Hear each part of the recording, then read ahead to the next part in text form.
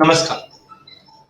Base metal weekly outlook में आपका स्वागत है। पूरे बेस मेटल पैक की अगर हम बात करें तो पिछला हफ्ता काफी मिला-जुला रहा है। नो डाउट हमने अच्छी खासी रैली आती हुई देखी थी, but non farm payroll data के बाद जिस ढंग से डॉलर में तेजी आई, कहीं न कहीं पूरे बेस मेटल पैक के अंदर इसका गिरावट का असर पड़ता हुआ दिखाई दिया।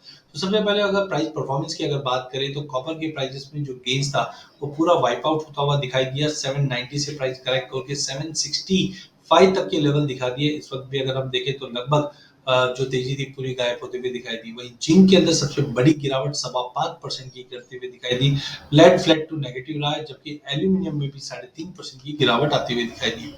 फंडामेंटल पॉइंट की अगर बात करें तो सबसे पहले था नॉन फार्म पेरोल, जिसके बाद हमने एकाएक डॉलर में तेजी आती हुई देखी और इसी को सपोर्टिंग हम देख सकते हैं। फेड ने रेट हाइक भी की है, उसका भी थोड़ा बहुत सपोर्ट हमको डॉलर पे आता हुआ दिखाई दिया। जो डॉलर 100.5 तक पहुंच चुका था, वहां पे हमने एक अच्छे खासी गेन्स आती हुई देखी, जिसके चलते पूरे ही कमोडिटी पैक में हमने गिरावट देखी है, जिसकी चपेट में पूरा बेस मेटल भी पड़ता हुआ दिखाई दिया।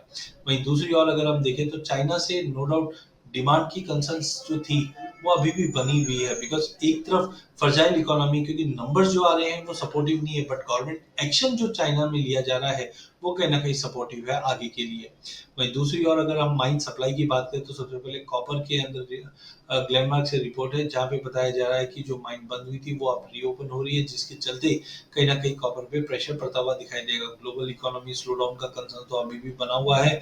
वहीं दूसरी ओर अगर हम देखते हैं तो चाइना के साथ साथ inventory is most important, because copper की जो इन्वेंट्री संगाई में है वहां पे 61.8% का जंप हमने जनवरी में आते हुए देखा, जिसके चलते भी प्राइसेस का एक सेंटीमेंट नेगेटिव बना है। नो डाउट ग्लेनकोर कॉपर का आउटपुट 2022 के अंदर लगभग 12% से गिरावट दिखाई दे रहा है। वहीं फिजिकल मार्केट में जो गवर्नमेंट एक्शन ले रही है, ये प्राइसेस को सपोर्ट करते हुए दिखाई दे सकती है। दूसरा अगर हम जिंक की बात करें तो जिंक के प्राइसेस में जबरदस्त गिरावट आती हुई देखी है, जिस ढंग से हमने चाइना का जो आउटपुट है वो बढ़ते हुए देखा है दिसंबर 2022 के अंदर 4% से।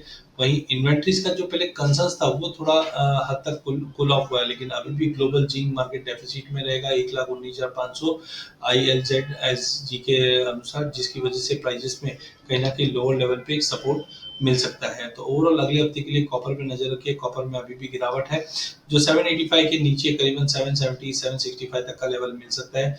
जिंक के प्राइसेस में 275 274 will be good to buy. Aluminium में 215 का सपोर्ट है, वहां पे एक बाइंग करके चल सकते हैं, जबकि लेड डाउन साइड में 184 से 186 का जो ब्रॉडर रेंज है इसी में ट्रेड करता हुआ दिखाई देगा। तो बाय ऑन ड्रॉप, बाकी मेटल्स में कॉपर में बिकवाली। धन्यवाद।